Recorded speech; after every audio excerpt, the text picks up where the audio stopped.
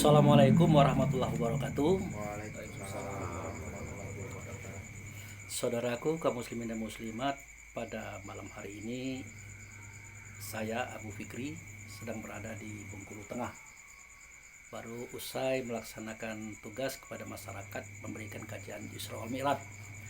Kebenaran saya di Bengkulu Tengah ini saudaranya banyak dan jarang ketemu. Nah, malam ini kita berkumpul di sini, ada Pak Yanto, ada Pak Pak Dedi, ada Pak Hengki, ada Pak Imron, ada Pak Budi. Nah, kami akan mencoba berdialog tentang kaji untuk menambah pemahaman kita ke depan. Oke, selanjutnya silakan bertanya dulu satu-satu. Siapa dulu bertanya? Pak Imron ya? Siapa? Nah, saya dulu. Tanpa panjang mukadimah, dari bicara-bicara kita sebelumnya tadi, penting itu untuk diungkap makna atau hakikat dari 7 lapis langit yang dijaga pintunya oleh nabi-nabi. Ya. Itu.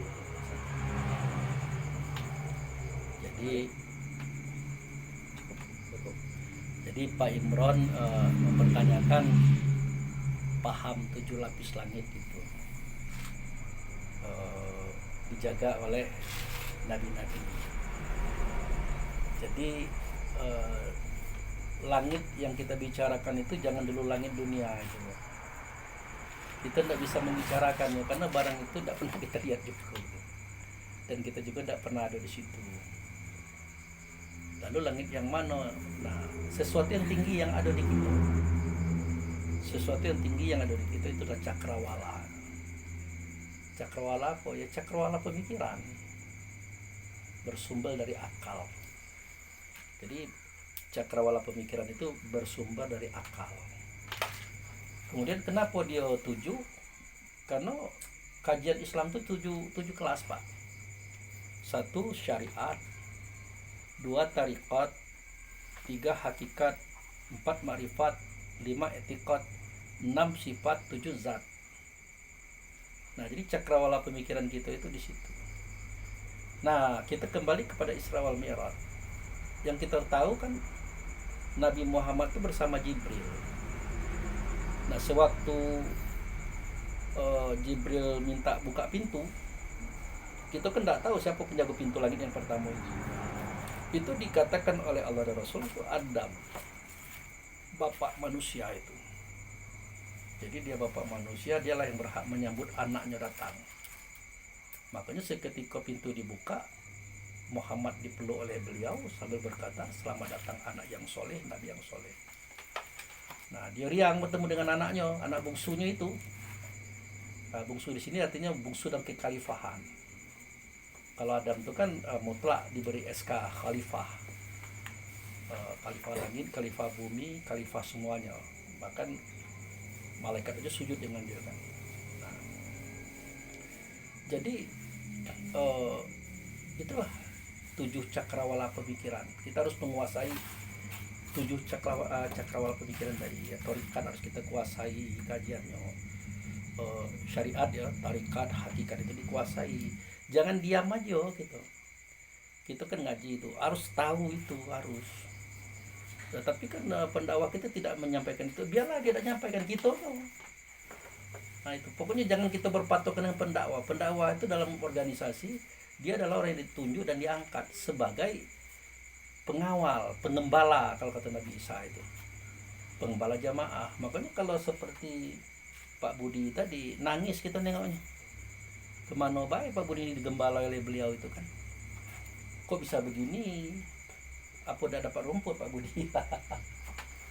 Kok bisa kurus rohaninya kan, badan besar memang tapi rohaninya itu kurus, sampai dia bingung mengucapkan sifat Nabi Muhammad atau sifat Rasul, padahal itu kajian sudah bertahun-tahun kan. Nah, itu. Jadi yang perlu kita ketahui itu Pak Imron, yang pertama kali Muhammad itu bahasa Arab. Kalau bahasa kita orang yang membawa sifat. orang yang membawa sifat. Siapapun, nak Dedi namanya ndak Eki, ndak Pak Yanto, ndak Budi, ndak Imron, ya terserah.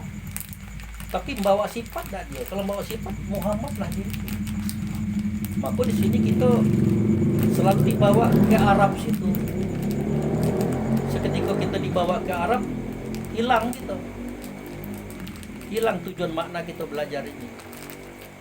Makanya dalam kajian tasawuf itu memang kita tidak pernah keluar diri. Berkali-kali orang tua kita ngomong itu, tidak pernah keluar diri. Ngapa itu ke Arab situ? Nah, rupanya Muhammad itu adalah orang yang membawa sifat. Sifat apa? Sidik, amanah, tabligh, kafafah. Apa dasarnya dalam kajian kita? Yaitu Islam. Islam itu kan selamat, Pak. Nah, apa itu Islam? Selamat. Apa itu Islam? Nah, Islam titah daripada Allah. Sifat pada Muhammad wajib pada kita. Ya kan? Nah, titah daripada Allah, sifat pada Muhammad wajib pada kita, sifat itu. Supaya apa? Supaya kita Islam, supaya kita selamat. Supaya kita bisa masuk 7 langit itu. Artinya kita bernama dengan nama Muhammad, membawa sifat itu. Nah, ini diajarkan dulu ini. Pak Bu, ya kenapa Pak? Kamu harus sidik ya. Nah, sidik itu apa Pak? Boleh kita nanya ke guru kita itu. Bukan kita nguji. Nah, sidik itu benar Pak Bu. Yang benar itu bukan kamu, Allah dan Rasul.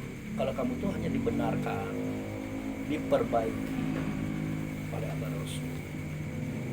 Sama no, siap, betul. Nah, besok keliru dia.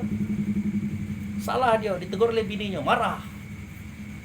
Kau bini bentak-bentak orang, ngajar-ngajar orang pulau. Nah,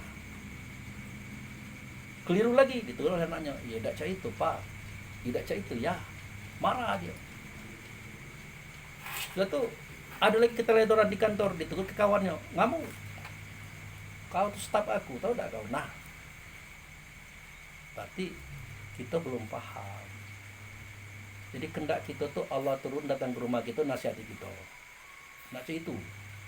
Tidak ada cerita itu. Allah turun kepada orang-orang sekitar kita. Dalam artian keinginan Allah itu turun, memberikan kepahaman kepada kita. Maka hati-hati kalau kita dinasihati orang.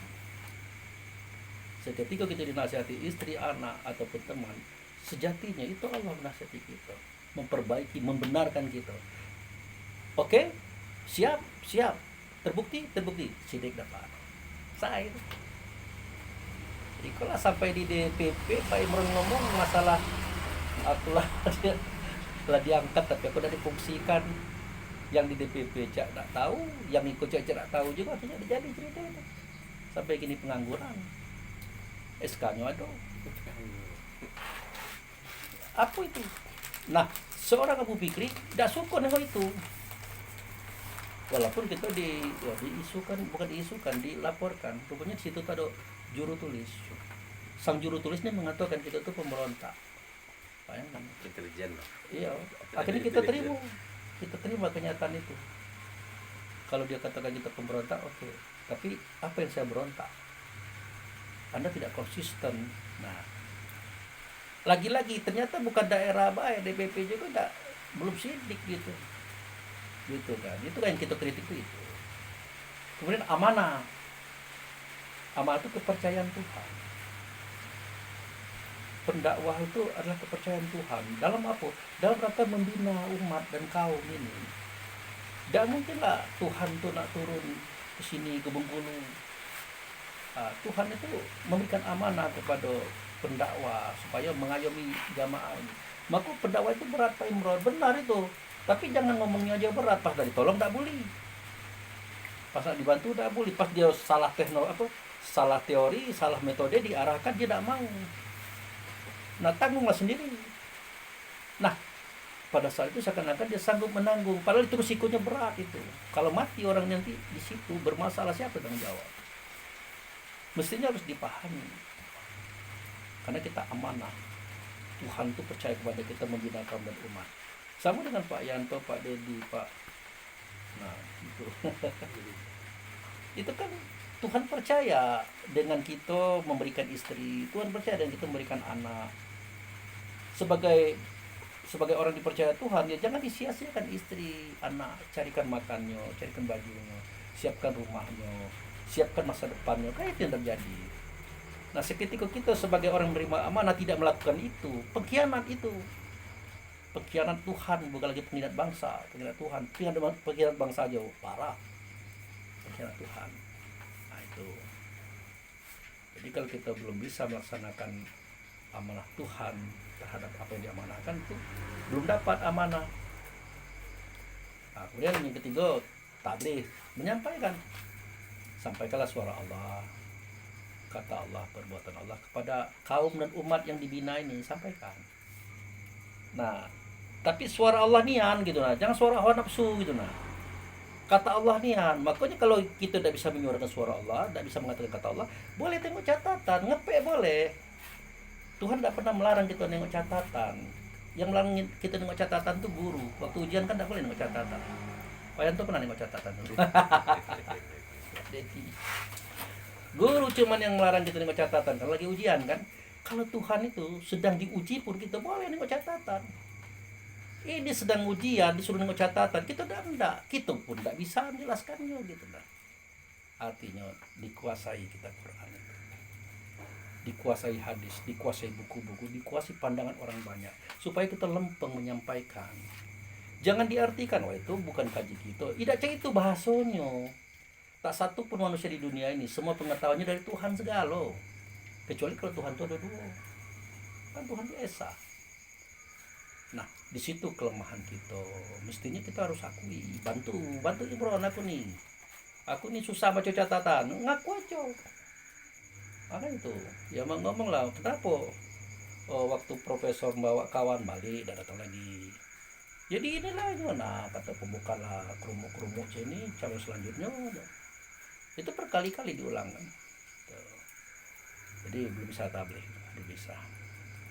Apalagi suara kata dan tindakan itu cenderung apa ya, diskriminasi gitu. Nah kalau sidik amanah tabligh belum kita laksanakan, ya fatona jauh. Fatona ini dapat jadi belajar, ini pintar sendiri, cerdas sendiri, ahli sendiri. Kalau tiga ini dipegang, nah itu berarti kita gagal jadi Muhammad. Gagal jadi Muhammad Pak. Gagal jadi orang Islam kasarnya. Karena Islam itu titah daripada Allah, sifat pada Muhammad wajib pada kita. Ternyata sudah diwajibkan pun sifat itu tidak ada di kita gitu. Itu tidak bisa makan mestinya gitu tuh Pak. Tidak bisa tidur mestinya gitu kalau kita sudah begitu. Nah ini kita itu yang terjadi. Nah yang lebih parah lagi kita merasa selamat. Nah, itu jangan terjadi dengan kita yang hadir malam ini. Tidak keterbuka pintu langit Pak, langit satu aja tidak keterbuka itu. Memang berat, langit satu itu kan syariat. Di langit satu itulah kita temukan gelar S1, S2, S3, profesor. Itu di langit satu ketemu itu. Nah, itu. Kenapa dia sampai profesor? Karena dia rajin baca buku. Apa itu buku? Pendapat orang. Jadi buku ke buku, guru ke guru. Pasti ada pendapat dia. Nah di masyarakat orang ini adalah orang tertinggi, padahal baru kelas 1. Nah, ternyata saudara kita tadi karena dia sifat Muhammad, langit satu ini tidak bisa diselesaikan. Cerita orang syariat ini tidak bisa diselesaikan. Nah yang kita khawatirkan inilah penyebab dia itu tidak boleh ngajak kaji keluar. Penyebab kenapa kaji ini tidak boleh dibawa keluar. Takutnya di langit satu ini dia sudah terbentuk. Kita ini naik langit kedua ini, 7 lagi lah, nanti naik ke 6 lagi nanti dinaik ini. Jadi langit satu harus bisa kita tembus. Yang bisa masuk langit satu itu orangnya adalah Muhammad. Nah, itu. Sampai langit kedua, torikat. Torikat kan sederhana. Torikat itu artinya bagian-bagian, cabang. Ada Muhammadiyah, ada NU, ada Jamiat Islamiyah, ada apa lagi macam-macam itu. Ya sekedar kita memahami bawaan sifat orang dan seterusnya itu. Boleh sumber satu, tapi hasilnya kan berbeda-beda. Kita lihat bumi ini kan satu, ya kan? Tapi apa yang dilahirkan oleh bumi? Ada tebu, apa rasa tebu? Manis. Ada cabai, apa rasa cabai? Ada kopi, apa rasa kopi, Pak? Pahit. Apa lagi? Ada jeruk, apa rasa jeruk? Asam. Kenapa bisa terjadi perbedaan rasa daripada benda-benda itu? Kan tanahnya itu juga. Ini aja di kebun Pak Imron ini apa isinya? Kok bisa rasanya berbeda-beda? Apakah tanah itu mempunyai kelompok-kelompok perbedaan rasa di tanah itu? Tidak. Setelannya itu dari benda yang ditanam itu. Tergantung. Kalau nanam jagung, jagung lah tumbuh. Yang unik justru dalam jagung tumbuh cabai. Nah, itu unik itu. Dan tidak akan terjadi. Nah, itu torikat itu. Artinya boleh kita pelajari paham orang. Ya, kita mempelajari paham orang jangan salah-salah. Kadang-kadang di paham orang itu ada kebenaran di situ. Makanya Pak Abu menganjurkan Kristen pelajari, Hindu pelajari, Yahudi pelajari, Konfusius pelajari sekarang. Karena mereka juga punya paham. Nah, akibat kita tidak belajar ilmu torikat, kita tidak bisa cerita tentang persoalan orang, pandangan orang. Lah kalau kita tidak tahu pandangan orang, bagaimana kita bisa jaga perasaan orang? Kawan ini mengatakan Tuhan itu Trinitas. Nah, supaya kita jaga perasaannya, cak mana? Jangan ngomongin cak itu, kita jaga perasaan dia. Tapi kalau kita tidak ngerti, yang ketiga, hakikat. Nah, apa hakikat? Tujuan. Nah, hakikat itu tujuan sejatian. Pernah nengok gulung? Pernah, cak mana bentuknya? Pasir. Pasir warna Putih.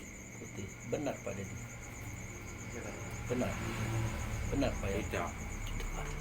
Kata Pak Soekarno itu. Ada yang merah soalnya. Ada yang merah. Ada yang agak hitaman.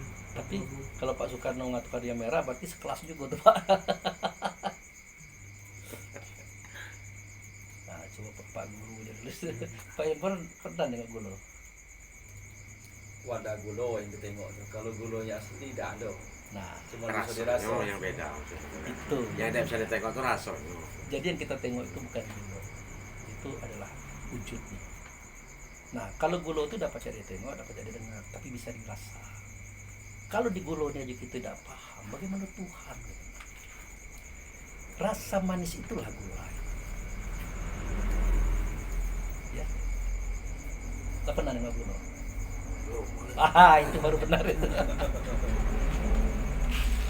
Gula itu tidak bisa dilihat, tidak bisa dengar, hanya bisa dirasakan. Sama Allah itu tidak bisa dilihat, tidak bisa dengar, tapi bisa dirasakan. Itu. Maka kalau cerita Allah, cerita gaib itu adalah cerita rasa. Tidak bisa kita masuk, kapasitas rasa ini beda-beda. Ada orang itu lah 3 sendok tidak manis juga kata dia. Pernah nih orang dia.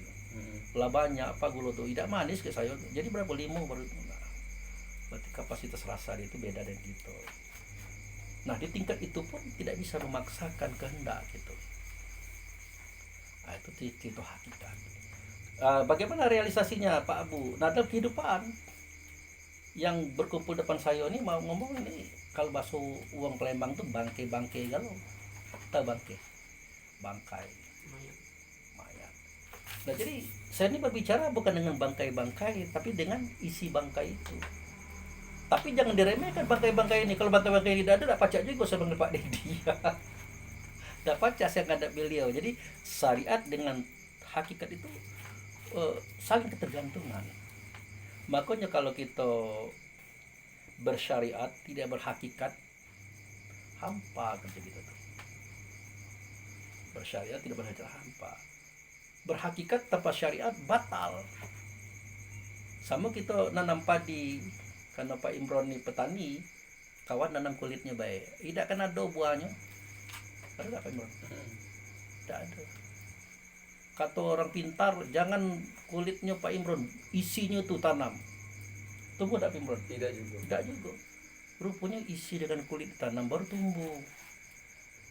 Jadi itu cara kita memahami hakikat. Banyak permisalan dalam dunia ini. Kita harus mampu membicarakan itu biar jamaah ini paham gitu nah. Itu hakikat. Apalagi syariat, terikat, hakikat, Marifat. marifat kenal gitu. Nah, kenal karena tidak segala yang putih itu gula. Ada garam, ada tawas. Tepung. Itu beda juga. Beda lah, tawas yang itu. Yang agak berdekatan tuh garam, tawas. Nah, kenapa kita beda? Nah, bukan di wajahnya itu, kita bisa membedakan tuh di isinya itu. Seketika kita merasakan tawas tuh agak asam, kelat-kelat itu ya. Garam tuh agak masin, kalau gulanya manis. Jadi kalau sudah masuk ke tingkat makrifat itu kita sudah main rasa. Nah, kalau sudah main rasa, kalau orang cerita syariat itu tinggal diambai, karena kita tidak cerita itu lagi. Nah, itu. Jadi apa tadi? Etikat. Etikat. Etikatnya tidak bagus. Nah, pernah dengar? Etikat itu baik loh. Nah, etikat itu tujuan akhir. Kalau bapak nangani anaknya, bagus tak? Tang atau dipukul ke rotan, tang bagus tak? Tidak bagus lah, menyakiti, menyiksa. Tapi etikatnya itu bagus, dia mendidik. Nah, ya, Nabi Khidir itu membegikkan anak kecil mati, bocorkan kapal itu bisa tenggelam. Duit dah kate katanya. Tak tahu orang punya, ya kita perbaiki rumah itu, ngaur itu. Tapi etikatnya itu, Musa tidak bisa baca itu. Salah jauh, bunuh anak kecil salah, bocorkan kapal salah, memperbaiki rumah tanpa diperintah pun salah. Ya bukan Musa, sekelas Musa aja itu, apalagi sekelas kita. Tapi kalau kita dapat bocoran soal, kita jangan sampai kalah dengan Musa. Tidak semua perbuatan buruk itu buruk, belum tentu, karena ada sejarahnya. Maka seketika kita melihat orang berbuat buruk, kita tidak berani menyalahkan. Tidak berani, karena kita sudah dapat pengalaman. Musa aja pernah terjebak di sini. Maka saya nak nyalahkan dia. Tapi benar Pak Abu, dia tuh bawa bini orang. Iyo, saya tahu dia bawa bini orang. Tapi benar Pak Abu, dia tuh korupsi. Iya, saya tahu. Tapi itikat dia tuh melaksanakan korupsi itu apa? Kita tidak tahu juga. Nah, itu. Jadi setelah dia jelaskan, dia ceritakan, oh cah ini. Makanya Pak Abu kemarin waktu kuliah tuh KKN-nya itu RT 8, tahu RT 8 Pulau Bayi itu, tempat perempuan-perempuan bidadari banyak. Kita pengen tahu, kan dia itu kan hitam dalam pandangan masyarakat. Kenapa mereka jadi itu? Karena kita sudah masuk kajian itikat. Apa tujuannya jadi itu? Ternyata tidak semuanya yang salah. Ada yang dipaksa. Seorang wanita soleha ditangkap, disekap, digebuki dalam kamar sampai bengkak-bengkak. Ada dokternya pula. Lah sehat, masih nak melawan. Kau harus layani orang. Tidak tahan diri seperti itu, akhirnya dia melayani orang. Apalagi wanita solihah. Siapapun pasti akan terjadi seperti itu. Maka tidak bisa kita salahkan, wah dia tuh pelacur, dia tuh lonte. Tidak bisa. Tidak semua mereka itu seperti yang kita pikirkan. Ada yang mereka terpaksa. Dipaksa ya, kalau tadi dipaksa. Ada yang terpaksa. Laki lari. Kita tinggal di kota besar, anak 4, nak makan, pencarian tidak ada. Coba kerja, cak itu pula. Ini kebutuhan mendesak. Tiba-tiba datang orang, baik. Kenapa Bu? Kok jualan di sini? Yalah Pak, sama tidak Pak, anak 4. Oh, udah Bu, naik mobil saya aja Bu. Nanti kita ke rumah Ibu. Tengoknya, oh ada ini, beli beras, ini beli telur, beli ini. Sekali cak itu. Terima kasih Pak, pasti kan? Besok datang lagi nih. Bagaimana Bu? Anaknya sudah dibayar SPP sudah. Nah suatu ketika setelah lancar semua itu, dia ajak jalan-jalan ibu itu. Pertanyaannya seketika dia minta, bisa ada ibu itu menolak? Bisa, susah. Manusia itu tidak bisa diberi jasa. Kalau diberi jasa dia langsung blank, apalagi perempuan. Akhirnya dia serahkan sesuatu yang menurut dia tidak boleh diserahkan. Nah itulah salah satu beberapa sebab kenapa mereka jadi itu. Nah orang iktikad dia tahu itu. Nah, itu masuk ke sifat. Itu kajian yang keenam. Nah, sifat itu apa? Sidik, amanah, tabligh. Terlalu panjang lah, banyaknya yang kita cerita itu. Sifat Allah itu dua cuma, Rahman dan Rahim. Kasih sayang. Tanya, Tuhanmu siapa? Allah. Betul? Betul. Kamu pengen Allah? Ya. Apa buktinya? Pada aku ada sifat kasih sayang. Betul? Betul.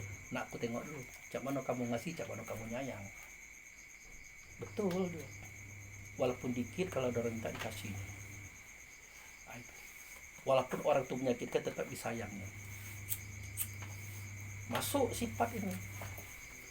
Kenapa Bapak tetap sayang dengan dia? Kalau nyakiti.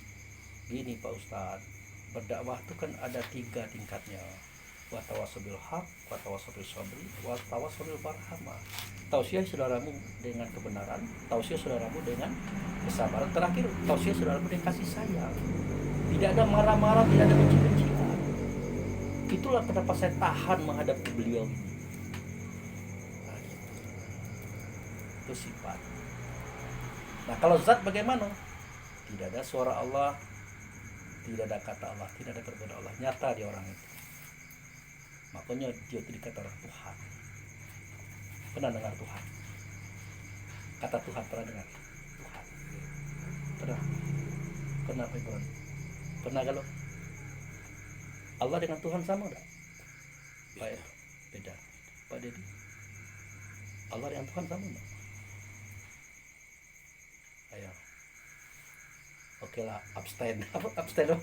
Orang dewan, istilah orang dewan ya. Apa kalau ada abstain itu apa ya? Abstain, Tidak no comment ya. netral lah. Netral. No comment. Netral. Kalau bahasa Bogor cup dulu. No comment lah. Cup dulu beda bukan no comment dia break bahasanya. Ya. No comment. Coba jalan lagi ya. Apa namanya itu bahasa? Kalau bahasa Palembang tuh cup itu. cup itu Lembang ya. Ya. Allah dengan Tuhan sama enggak? Enggak sama. Alasannya? Allah sebut Tuhan siapa? Nah, Ayo, kalau Tuhan tadi zat tadi Pak, zat lah yang jadi ceritakan Bapak tadi. oke. Iya, Paham. kalau Tuhan, kalau Allah tuh Esa. Enak sih ini. Kalau ada pertanyaan enak, belum tahu. Takutnya nanti setelah berargumen tambah jauh. Itu metode. Tahu? Tidak tahu. Enak kan? Itu tidak payah. Penanya pun tidak payah.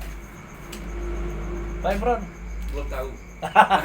Lah ya baru kan diajak. kalau Budi coba. Cepet dan kau. Belum tahu. Kan selesai kan. Jadi Allah dengan Tuhan itu beda. Yang menentukan beda siapa Pak Abu? Bukan Allah sendiri. Pernah baca ayat kursi? Hafal? Hafal? Kalau udah hafal baca atau kuntilanak nih. Kursi alhamdulillah. Apa ya? Ada di hafal ya, hafal kalau kan. Ada enggak di ayat kursi itu Allahu la ilaha illallah? Ada enggak? Ada. Ayo Pak Yanto, terjemahkan. Beliau bukan orang pesantren, wajar kan. Ya masa kita bayar Allah itu tidak Tuhan. Ilahu, kecuali dia itu Tuhan. Siapa dia? Al-Hayyu, Al-Qayyum. Kan begitu kan? Iya. Allahu la ilaha illa huwal hayyul qayyum. Allah tidak Tuhan, kecuali dia itu Tuhan. Siapa Tuhan? Yang hidup dan yang berdiri. Nah, kalau Allah jangan dikatakan Tuhan, hina dia. Karena Tuhan itu hidup. Kalau Allah tidak hidup tapi menghidupkan. Beda tak?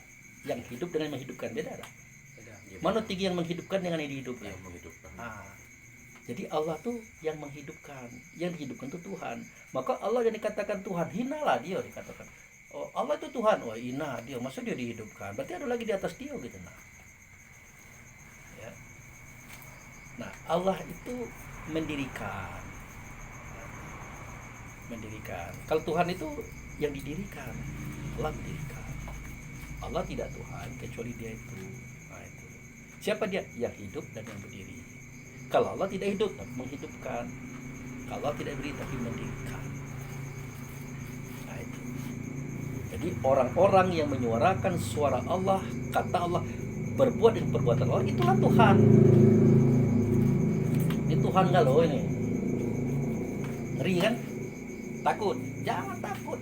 Yang penting datanya lengkap. Kalau kita punya motor, orang razia, no problem, mau surat lengkap kan itu. Kenapa Pak Bu katakan Pak Yanto Tuhan, Pak Dedi Tuhan, Pak Riki Tuhan, Pak Imron Tuhan, Pak Budi Tuhan? Karena melalui bapak-bapak inilah anak dilahirkan. Betul. Nah, maksud bininya lahir sendiri, tak ada bapaknya, tidak mungkin kan? Nah, melalui bapak-bapak inilah anak itu dapat makan minum, dapat pelindungan kasih sayang, ya kan? Nah, jadi Allah memberi rezeki, pasti kan? Tapi melalui siapa? Melalui bapak-bapak. Allah melindungi, pasti melalui bapak-bapak. Udah Tuhan lah itu. Susah-susah kita nengok Tuhan. Nah, jadi sederhana pengertian Tuhan itu. Sesuatu yang melakukan tugas Allah itulah Tuhan, selesai. Bagaimana kalimat Pak Abu? Tidak ada Tuhan selain Allah. Iya benar itu. Tidak ada Tuhan itu. Kalau ada Tuhan, Allah lah itu. Tidak ada Tuhan ini. Kalau ada Tuhan, Allah lah itu. Allah yang bagaimana Pak Abu? Dia melaksanakan tugas Allah atas alam semesta. Selesai Pak. Paham Pak? Nah, berarti sudah 7 langit dikuasai. Kalau sudah sampai ke tingkat itu, tinggal sebuah lagi, Sidratul Muntaha, kesadaran tertinggi. Nah, di momen inilah kita baru bisa berdialog dengan Tuhan. Kejadian itu disebut dengan Aras. Aras itu tertinggi, tempat bertahtanya Tuhan itu di Aras. Nah, kalau belum seperti itu Pak, itulah jawabannya Pak Don. Jadi hubungannya dengan yang penjaga tuh Pak bukan dipilih-pilih nabinya. Pernah ditanyakan itu cuma tidak dijawab. Mungkin karena waktu dan momen kan. Dipilih lah Pak. Iyalah, apa hubungannya dengan secara hakikat tadi, bukan secara langit 1-2-nya. Langit 1-2 yang kita bahas tadi apa hubungannya yang syariat itu Iya. nampak tuh dengan Adam tadi, terus hakikat saudara tadi siapa dia? Hidayah Isa Yahya, apa hubungannya dan tarekat dengan Isa Yahya kan gitu. Oh itu. Jadi itu kan bisa dan sangat mudah sekali mencocokkannya gitu. Walaupun kata orang cocok logi kan, tapi sangat mudah. Mungkin bahasanya tidak ke situ lagi Pak Imron, karena itu terlalu mudah untuk dijawab kan. Misalnya kan, apa hubungan Adam dengan syariat? Kan begitu tuh nanti kan. Nah itu. Ya karena Adam itu tempat nyata Allah dan Rasul. Nah, satu hal yang dilupakan oleh baru masuk itu pada kajian. Pertanyaan saya dengan Pak Yanto dulu. Seketika Allah mengatakan, jika aku telah tiupkan rohku ke dalam Adam, maka sujudlah kamu wahai malaikat.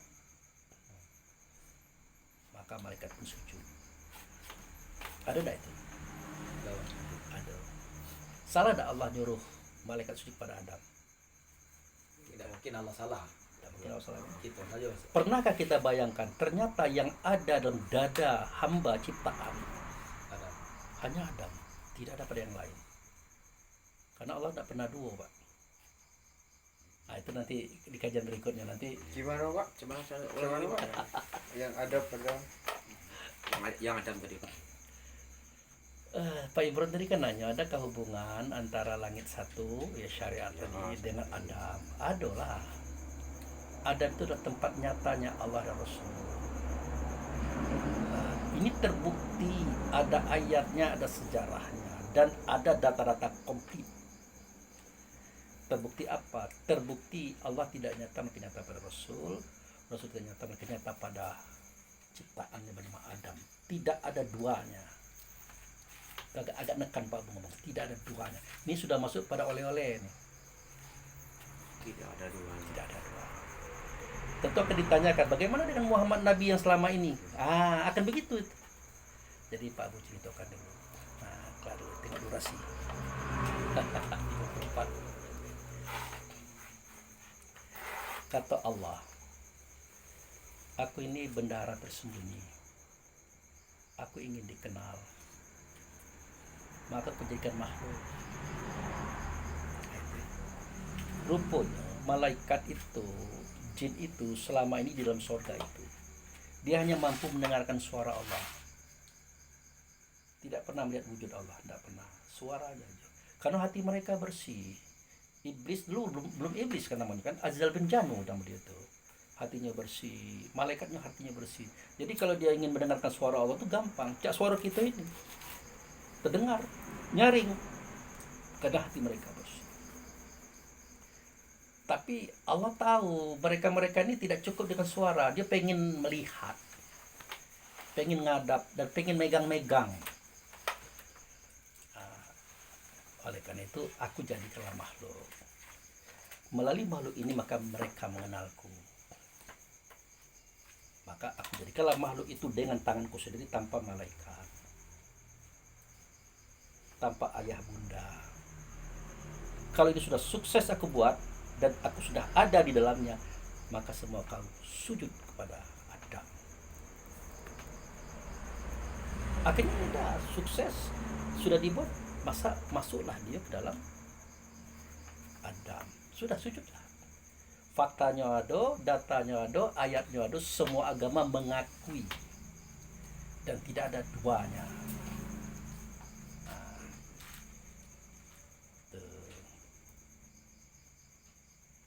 kalau Muhammad tuh cak mana Pak? Selama ini kami berpikir Muhammad bin Abdullah, ya kan?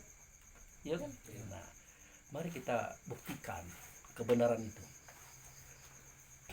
Adam pertama kali terbukti, Ya. Muhammad terakhir. Ya. Nah, Adam tidak ada bapak dan ibu, terbukti, Ya. Muhammad ada bapak ibu. Ya. Ya. Adam dijadikan oleh Allah tanpa pertolongan malaikat. Ya. Muhammad dijadikan di samping pertolongan malaikat melalui ayah ibu. Adam di dalam surga, Muhammad di bumi. Adam disuruh oleh Allah malaikat sujud, Muhammad tidak. Perbedaan yang sangat menjolok ini tidak terpikirkan oleh orang akhir zaman, termasuk kita yang belajar belasan tahun bahkan puluhan tahun. Ini yang menjadikan kita demam. Kenapa demam? Enggak aku bantah Pak Abu, tapi faktanya real. Lalu bagaimana ini?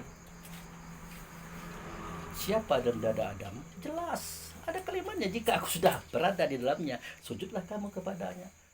Sujud malaikat. Apakah itu bukan Muhammad bin Abdullah Pak Abu? Bukan. Bukan.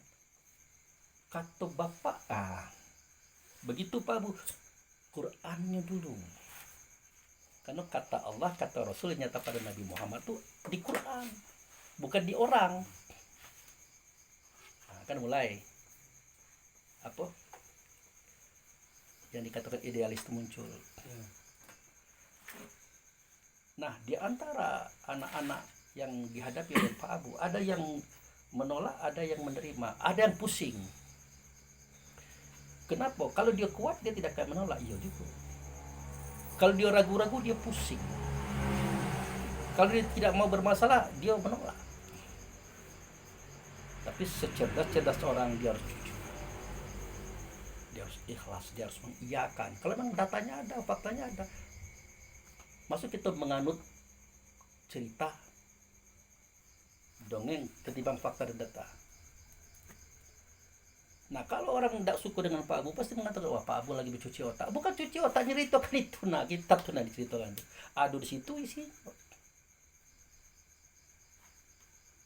Nanti naik lagi, kenapa beliau tidak pernah cerita itu? Nah, itu tanda tanya lagi. Tambah panjang dia. Tapi di satu kisah ini bisa tidak Pak Yanto menolak kalau Adam itu wujud serta Allah sehingga malaikat sujud? Benar tidak itu terjadi malaikat sujud? Ada tulisan? Ada kan? Kalau kita ini kau sudah jawaban ringan enggak? Ya. Pernah ada yang nanya kenapa malaikat itu disuruh sujud pada Adam? Jawabannya seperti yang kita dulu. bukan sujud kepada fisik Adam, tapi kepada ketika yang di dalam. yang di dalam Adam itu ruh. Pertanyaannya, kenapa pun disuruh sujud kepada ruhnya Adam? Kalau ruh juga, masa kita sujud sesama kita. Setara lah istilahnya kan. Ya. Nah, alasannya kenapa disuruh sujud sama Adam itu apa sebenarnya? Nah itu Buka surat Sot, kita mulai. Nah, itu. Jadi kalau tidak dengan data, kita akan bingung, Pak. Sot. Sot. Coba. Dua-duanya, silakan buka dua-dua. Siapa lagi? surat Sot itu ayat surat berapa Pak? Surat Sot. Aduh, buka. Gak apa-apa kita bedah.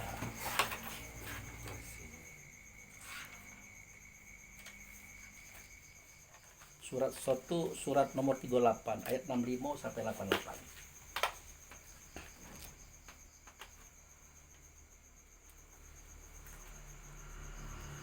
Surat Sot surat 38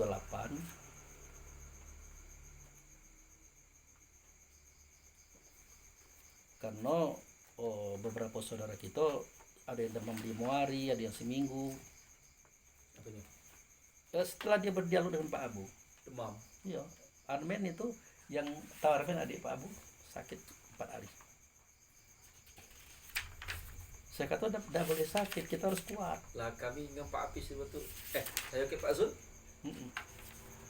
Bapak Cetolole itu tidak ada sakit kan? Iya. Karena belum masuk ke situ, belum masuk kepada keseriusan. Karena beliau tuh tak balik jangan tuh. Bukan, saya datang ke Pak Abu tuh lah. Iya. Saya Kalau sendiri. Pak Imron kan waktu itu kan kita masih Saya sendiri. iya. Yang saya sendiri. Oh berdua ya. Oh, iya. Yang saya sendiri yang Ah. kata area apa itu ya? Bapak tidak pergi hujan-hujan sama ibu. Iya benar. Iya Pak Imron, Bapak nak pergi dulu ke Ibu ya. Iya. Benar.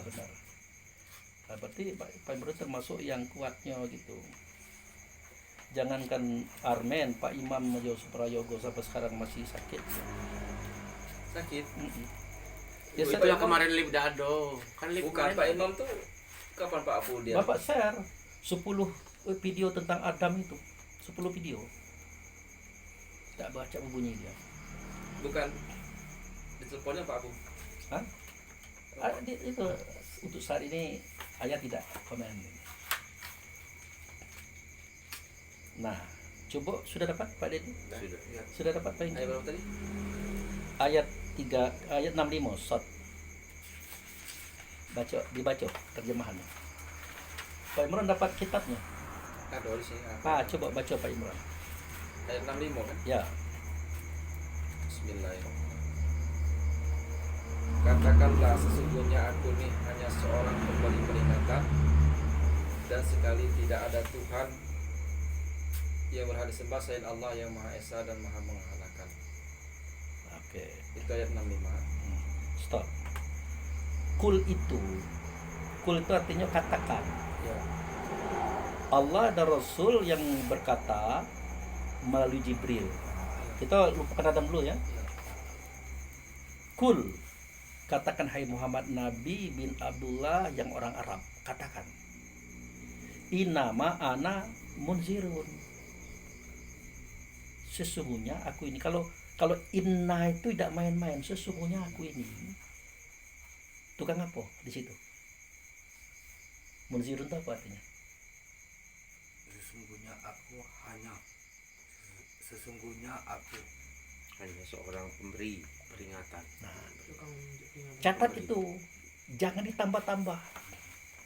Saya nih Pak Imron hanya tukang memberikan peringatan, kata anak Abdullah ini hanya tukang beri peringatan baik.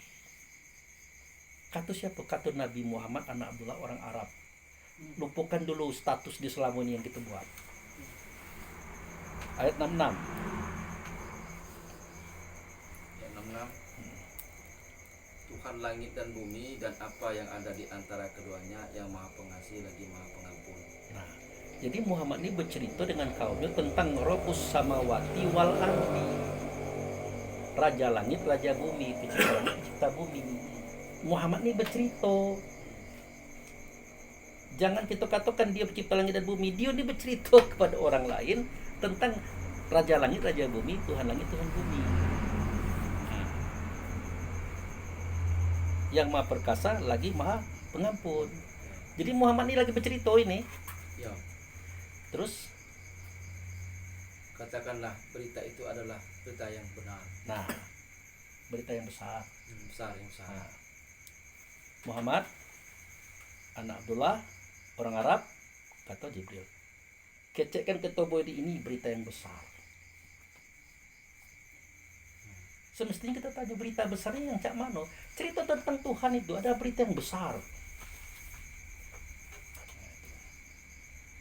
Terus, Yang kamu berpaling daripadanya. nah, Muhammad Bais sebagai orang yang ditunjuk dan diangkat oleh Allah, oleh Rasul, nyaris, kalau dia kan nyaris bukan berpaling, nyaris berpaling, karena dia sendiri tidak tahu kalau begitu ceritanya. Nanti kita buka kenapa dia sampai hampir berpaling. Apalagi orang macam kita nih, walaupun sudah 10 tahun ngaji. Ya. Terus, Aku tidak mempunyai pengetahuan sedikit pun tentang al-malauhul a'la itu ketika mereka berbantah-bantahan. Aku Nah. tidak tahu. jadi kata Muhammad Nabi di Abdullah orang Arab yang selama ini kita agung-agungkan dalam kajian kita, dia nih ngomong, ini datanya ada, makana lia tidak ada aku ketahui min ilmi dengan pengetahuan bil malail a'la, keributan pertengkaran malaikat di langit itu aku tidak tahu cerita itu. Coba ulang lagi terjemahannya Pak. Ya, aku Dikit. tidak mempunyai pengetahuan. Artinya dia tidak tahu kenapa lah kira. Nah coba lengkapkan Pak Imam. Aku tidak mempunyai pengetahuan sedikit pun tentang al-malaul a'la, malaikat itu ketika mereka berbantahan. Oke. Aku tidak punya pengetahuan sedikit pun tentang malaikat yang sedang melakukan perbantahan. Nah, caranya kita cari apakah benar terjadi perbantahan antara malaikat dengan Tuhan. Apakah benar ada? Ada memang. Itu di surat Al-Baqarah ayat 30 kan. Wa iz akaza bukan. Wa iz qala rabbuka lil malaikat ini ja'elu fil ardi khalifah. Ada itu kan? Ya. Nah, kenapa Allah dan Rasul melalui Jibril ngomong kayak malaikat? Ngomong kayak Muhammad Nabi. Ingatlah Muhammad Nabi, anak Abdullah, sewaktu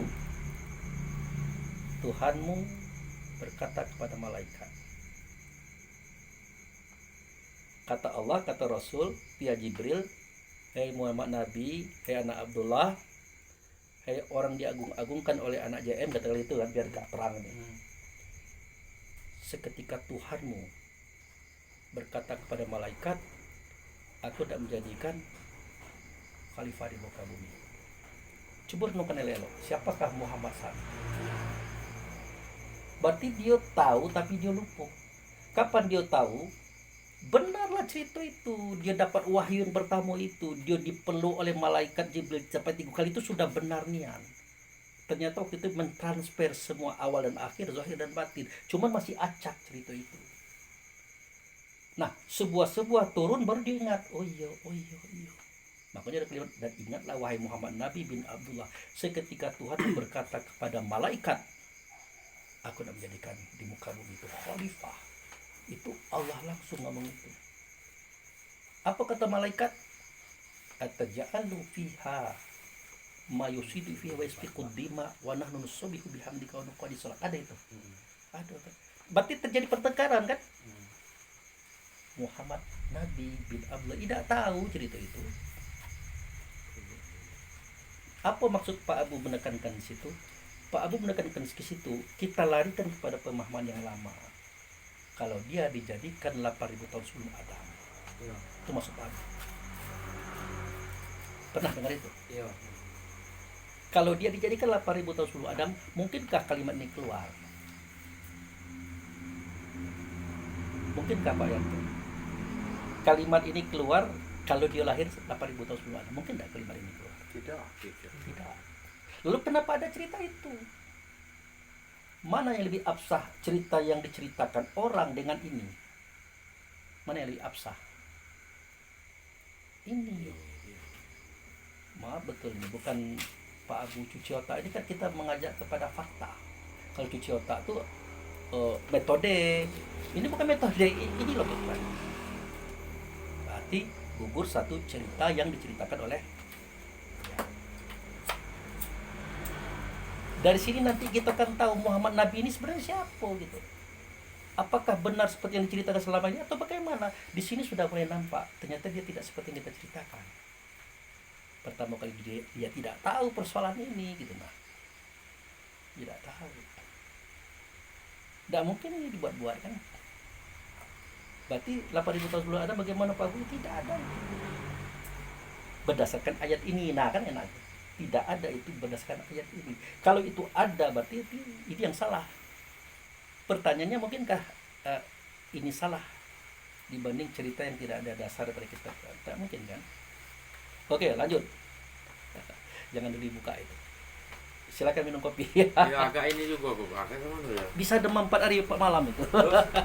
Terus tidak diwahyukan kepadaku melainkan bahwa sesungguhnya aku hanyalah seorang pemberi peringatan yang nyata. nah, tidaklah ini disampaikan kepadaku oleh Allah dan Rasul melalui Jibril, melainkan ini adalah sebuah peringatan yang nyata. Berarti dia tidak bohong gitu nah. Aku nih menyampaikan cerita ini bukan bohong loh. Aku memang tidak tahu cerita itu. Dalam bahasa lain, aku tidak ada dilahirkan 8.000 Adam. Itu dalam bahasa lainnya. Batas ini jangan dulu dilanjutkan. Silakan keluarkan pendapat.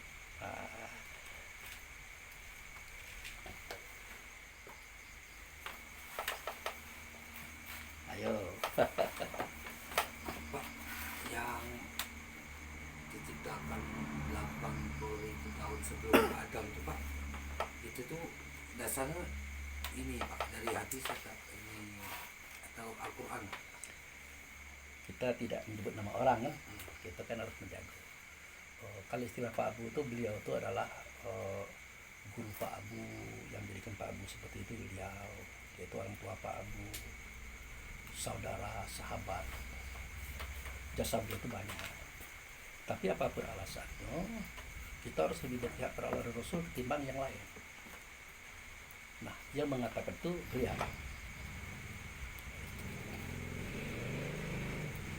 Nah, setelah kita lihat di dalam kitab, ternyata tidak begitu. Dan tidak ada salahnya kita mengatakan seandainya beliau itu adalah Pak Imran. Pak Imran tinjau lagi tuh informasi Pak Imran kemarin tuh ya.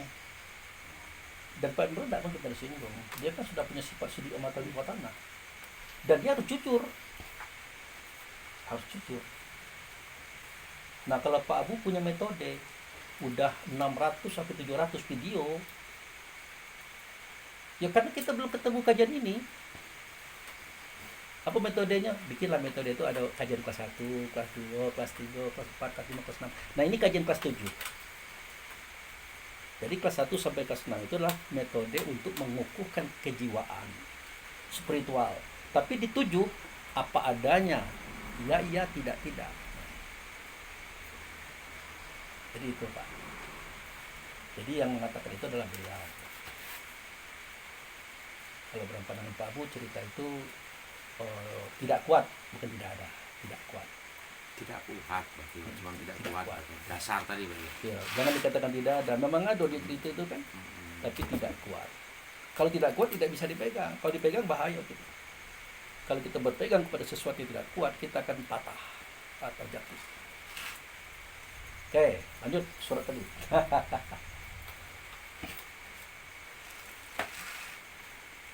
Izqala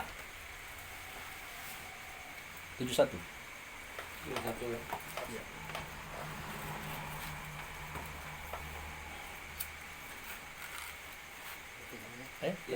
Ingatlah ketika Tuhan berfirman kepada malaikat, sungguhnya aku akan menciptakan manusia dari tanah.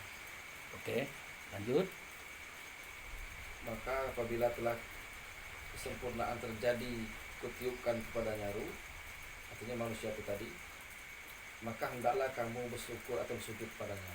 Nah, maka hendaklah kamu tersungkur atau bersujud kepadanya. Apakah Allah ini lupa kalau ada perbuatan hamba ini sujud selain Allah itu musyrik, itu dosa besar? Apakah Allah itu lupa? Ya, Lupa tak kira? ya lah. Tak ya? Tak. Atau Allah berkeinginan mencelakakan hambanya biar dia tertuduh sebagai musyrik? Ya. Mungkin tak kira-kira? Tidak mungkin kan? Berarti benar omongan Allah ini.